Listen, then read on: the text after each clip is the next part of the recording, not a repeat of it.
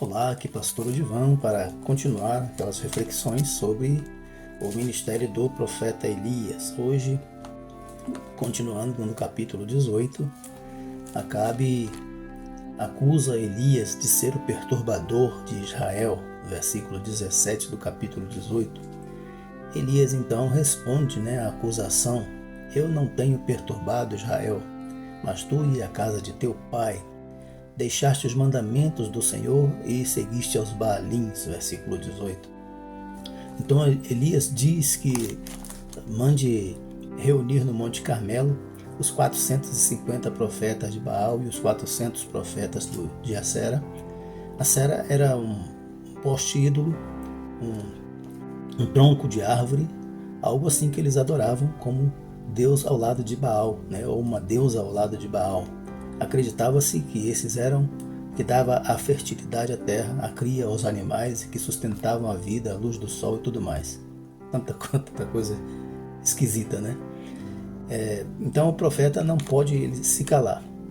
Ele não pode omitir nenhum aspecto da mensagem a qualquer pessoa que seja, mesmo sendo aos reis, aos governantes. Ele precisa entregar fielmente a palavra do Senhor. Como disse Paulo a Timóteo no capítulo 2 de 2 Timóteo, no capítulo 4, versículo 2, ele diz: prega a palavra, insista a tempo e fora de tempo, repreenda, exorta com toda longanimidade e doutrina. E assim é o profeta. Ele não se cansa, ele não tem medo, ele é um corajoso, porque ele está debaixo da autoridade de Deus. Só que realmente quando o profeta fala, ele perturba a falsa paz, Ele faz com que as pessoas que estão vivendo a paz da idolatria, que é a falsa paz, se calem, se perturbem, Como diz Isaías no capítulo 42, versículo 17, tornarão atrás e confundir-se-ão de vergonha os que confiam em imagem de escultura e dizem às imagens de fundição: vós sois deuses. Então, está claro que a paz da idolatria, a paz do pecado, é uma falsa paz. Como diz o hino 116 do cantor cristão: vem, demole os alicerces da enganosa paz, aos errados concedendo salvação verás. É isso. A palavra de Deus, ela desfaz o pecado, ela desfaz a mentira, e aí ou a pessoa recebe a consolação de Deus, ou então se vê em mais aflições ainda. Como dizia um certo professor meu, dizer que a mensagem do Evangelho tem dois objetivos. E o primeiro é consolar os aflitos, mas o segundo é afligir os consolados. Por quê? Porque se a pessoa está consolada demais, é porque não está lutando contra o pecado. Porque a luta contra o pecado traz desconforto, traz intranquilidade. E isso é o que deve acontecer normalmente quando ouvimos a palavra do Evangelho. Se isso não acontece, aí nós devemos ficar preocupados se é mesmo mensagem do Evangelho. Então o profeta, aqui nós vemos uma característica do profeta Elias: ele é desafiador. Ele não desafiou qualquer pessoa, mas o rei de Israel. A idolatria tem crescido tanto em nosso país que talvez tenhamos que fazer o mesmo. Desafiar os idólatras, desafiar o sistema político, desafiar as autoridades que querem implantar normas, ditar regras, não respeitando a palavra de Deus. Talvez tenhamos que fazer o mesmo, desafiar, num bom sentido, desafiar para um duelo espiritual. E Elias fez isso ali no Monte Carmelo, ao enfrentar o rei Acabe, os profetas de Baal, os profetas de Acera. E nós vamos ver então na sequência quem ganhou esse duelo. O profeta é denunciador. Ele denuncia a Acabe: eu não tenho perturbado Israel, mas tu e a casa de teu pai deixaste os mandamentos do Senhor e seguiste aos Baalins. Então o rei era quem estava perturbando e tirando a verdadeira paz de Israel. Então vemos aqui uma característica muito importante do profeta, que ele não é apenas um vidente. Geralmente as pessoas falam no profeta como um vidente. Mas Elias não era apenas um vidente. Ele não estava prevendo o futuro apenas. Ele estava acusando o povo de ter deixado os mandamentos do Senhor entregues no passado. Em Êxodo capítulo 20, Deus entregou a lei, os 10 mandamentos e toda a lei do Senhor estão no livro de Êxodo, e Levíticos e Deuteronômio, Números e Deuteronômio. E o povo estava deixando esses mandamentos do Senhor, principalmente o de não fazer imagens de escultura, não se prostrar diante de imagens de escultura, não ter outros deuses diante de si. E eles estavam deixando, estavam fazendo isso em desobediência à palavra de Deus. E o profeta denuncia isso e anuncia a insatisfação de Deus, chama ao arrependimento, né, conforme Isaías chamou no capítulo 55, né, chamando ao arrependimento, e anuncia a punição, né, a quem não se arrepender.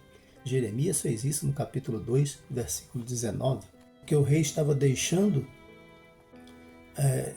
ensinando o povo a deixar os mandamentos do Senhor. Jeremias 2,19 diz assim: a tua malícia te castigará, e as tuas apostasias te repreenderão. Sabe, pois, e vê que mal e quão amargo é deixares o Senhor, teu Deus, e não teres o meu temor contigo, diz o Senhor, Jeová dos exércitos. A perturbação da paz mesmo vem pela desobediência à palavra de Deus. Seca e escassez vieram sobre Israel por causa da idolatria que o povo vivia, que o povo aceitava, que o rei praticava e ensinava. Então, atos punitivos de Deus podem vir, né, para punir essas coisas na sociedade em todos os tempos. Hoje nós estamos vivendo também muitas catástrofes naturais, seca num lugar, enchentes em outros, terremotos, maremotos, fome, pestes, violências, etc. Então, será que estas coisas não são trombetas de punição de Deus, conforme vemos em Apocalipse capítulo 8, a partir do versículo 7, tem lá as trombetas, e cada trombeta trazendo em si as catástrofes como castigo à humanidade. A partir dos versículos 20 a 21, nós vemos aí o tempo de decisão. O profeta convoca o povo, né? Reúne os profetas de Baal, os profetas de Aceres, Elias exorta o povo. Ele diz: até quando cocheareis entre dois pensamentos? Se o Senhor é Deus, segui-o. Se Baal é Deus, segui-o. Porém o povo não lhe respondeu nada. Versículo 21. Então o profeta é decidido. Ele chama o povo à decisão, ele exorta o povo com a exortação profética. Ele fala: porque cochear, até quando cocheareis entre dois pensamentos? E cochear é vacilar, alternar entre um pé e outro, num ritmo esquizofrênico. O povo estava cocheando entre dois pensamentos. Ora dizia Jeová é Deus, e ora dizia Baal é Deus. Manquejavam com joelhos alternados, um para o profeta Baal, um para Baal e outro para Deus.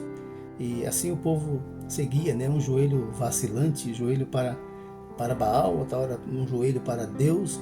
O profeta chama ali a decisão, dizendo, em outras palavras, que isso é impossível. Não se pode servir a Deus e aos deuses. Vocês precisam escolher, precisam decidir a quem seguir, ou seguir um ou a outro. Não teremos aqui um sincretismo, né? Não teremos dois deuses, mas só Jeová pode ser o Deus de Israel. Porque o nosso Deus, o Deus de Israel, não pode se misturar com deuses, com mentiras, com ilusões humanas. Ele é o verdadeiro Deus. Jesus também exortou assim, né? Em Mateus capítulo 7, versículos 13 e 14, ele exorta o povo a escolher o caminho que leva à vida, porque largo é a porta, espaçoso o caminho que leva à perdição. Também exortou o povo dizendo que ninguém pode servir a dois senhores, ninguém pode servir a Deus e a Mamon, que representa as riquezas. Mateus capítulo 6, versículo 24. Então nós vemos que o profeta ele denuncia o pecado destemidamente, o pecado do povo, o pecado das autoridades. Ele não tem medo da punição pública, da opinião pública.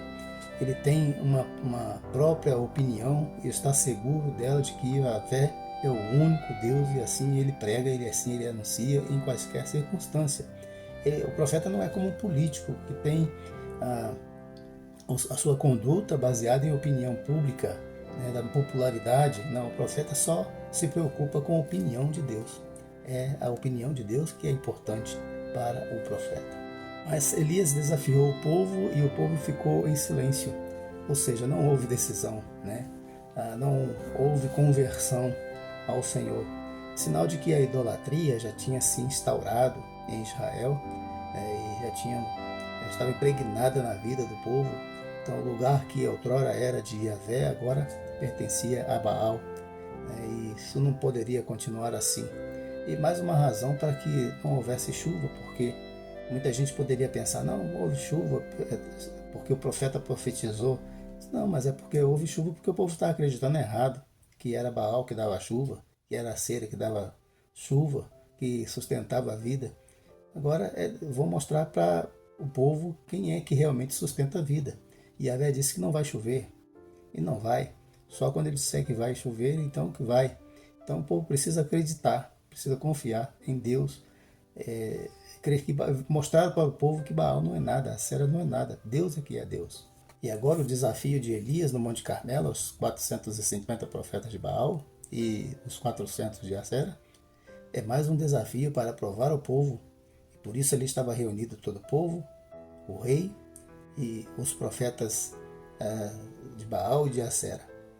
Então Elias desafia, dizendo que só ele ficou dos profetas do Senhor, enquanto os profetas de Baal eram 450, no versículo 22. E disse Elias, dei-lhes novilhos, que os profetas de Baal escolham o seu novilho primeiro, e dividirão ambos os novilhos em pedaços, né? E colocarão sobre lenha. E os profetas de Baal invocarão o seu Deus, o Deus que responder com fogo, né? Por meio de fogo. Esse é Deus verdadeiro. Ficará provado que este é o Deus verdadeiro. Então o povo gostou do desafio, né?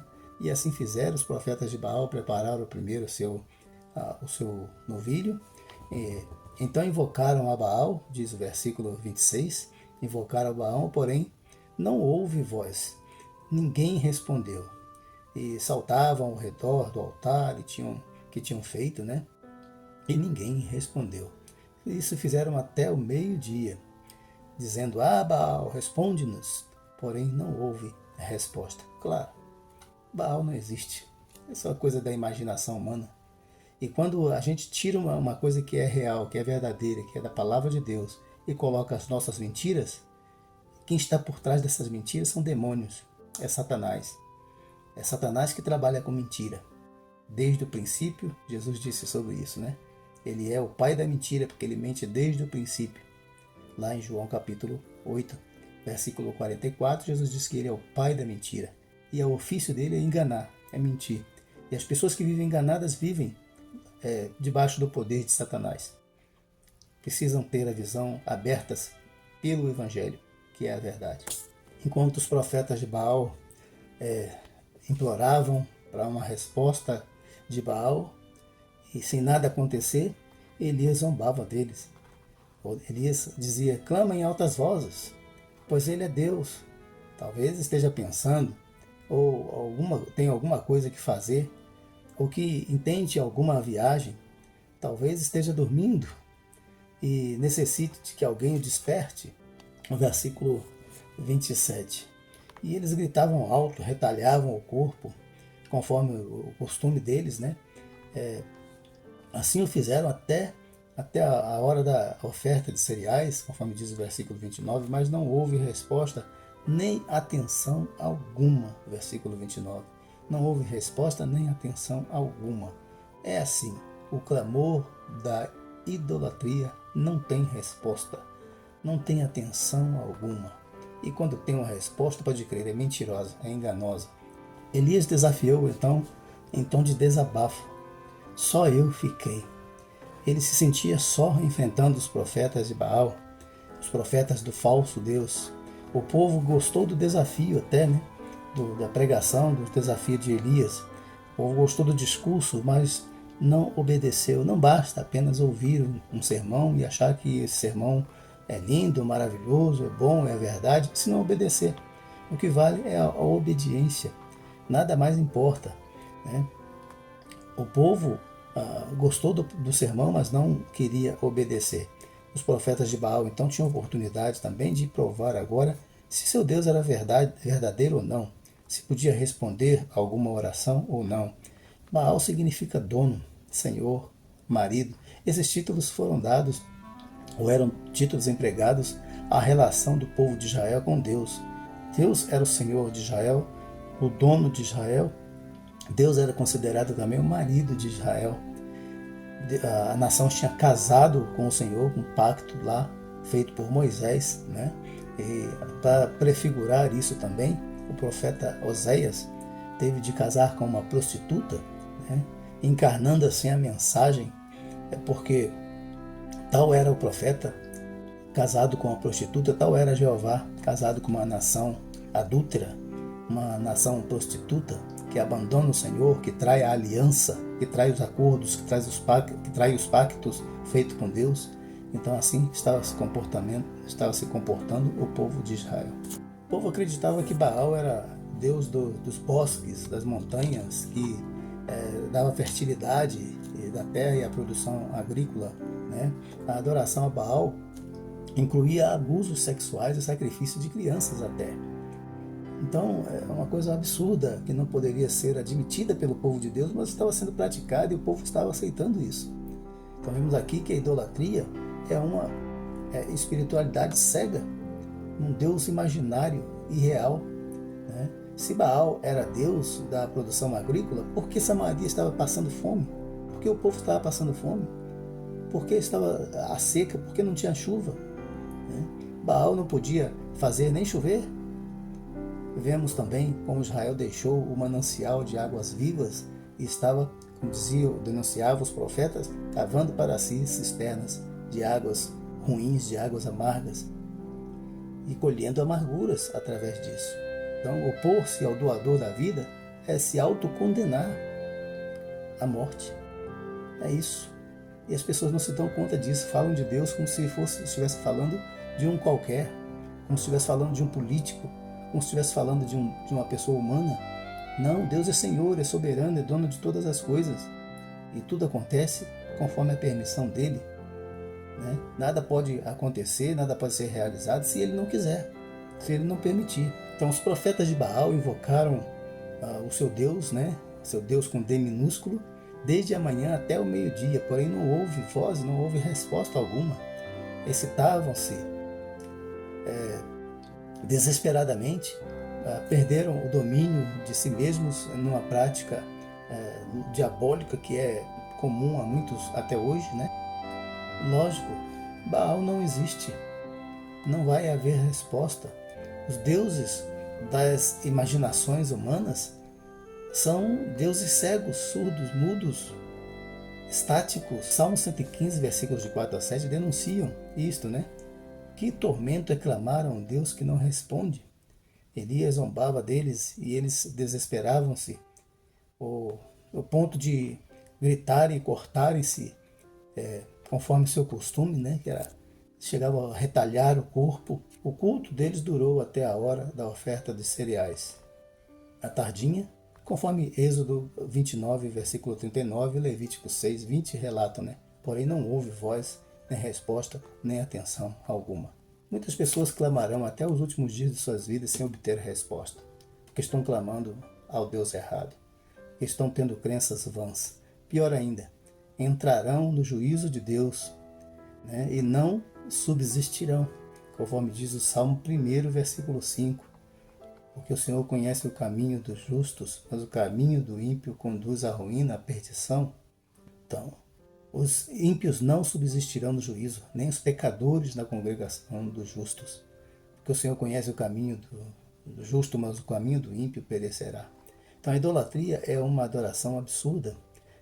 Tenta colocar algo, coisa ou alguém no lugar de Deus, no lugar que pertence a Deus. E dão a essas coisas absurdas, criações humanas muitas vezes, o nome de Deus, dizendo: este é o Deus que te tirou do Egito, esse é o Deus que te conduz, como fez Jeroboão, né? É isso que ele fez, criou lá um bezerro de ouro e disse: esse é o Deus que te tirou do Egito.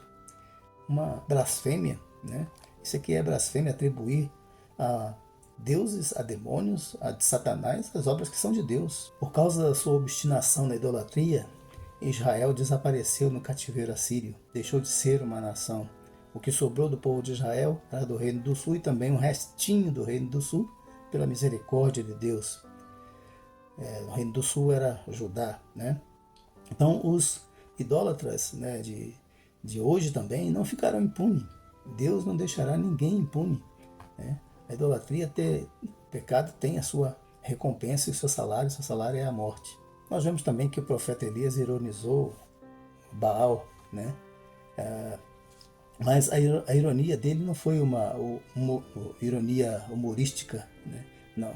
Era uma ironia didática, visava ensinar o povo que eles estavam optando para adorar um Deus falso. Não era com intenção de ridicularizar a ninguém, mas era com intenção de ensinar o povo que eles estavam deixando verdadeiramente Deus para um verdadeiramente falso Deus. Então o profeta estava denunciando a idolatria, estava condenando a idolatria. O profeta deve ensinar a Jesus, né, a verdade, o caminho, a vida, a verdade que liberta. João 8, 31 e 32, Jesus disse aos discípulos que haviam crido nele: se vocês permanecerem na minha palavra, verdadeiramente serão meus discípulos e conhecerão a verdade, e a verdade vos libertará. Então a pregação não pode ser ato de desrespeito a pessoas, mas também não pode calar-se, não pode omitir-se em dizer a verdade. E a verdade, ela é sempre desagradável para quem quer viver na mentira. Infelizmente, essa é uma tensão inevitável. Então, nisto a igreja deve ser fiel, doa a quem doer, e anunciar o evangelho de Jesus a todos. Entre todos, alguns enganados que hão de se arrepender de seus pecados, assim como nós. Também aconteceu a mesma coisa conosco. Deixamos um dia os nossos caminhos de pecado para viver na palavra de Deus, procurando observar as palavras de Deus, seguir os ensinos do Senhor Jesus. Podemos não ser perfeitos, mas estamos aí procurando seguir o caminho que é Jesus, a verdade e a vida. Então, esse é o desafio da palavra de Deus para todos hoje, para você inclusive. Creia, Jesus é o único Senhor, o único Salvador e não há outro. Não há outro. E não crer nisto significa viver uma falsa religiosidade, uma falsa paz. Confie no Senhor.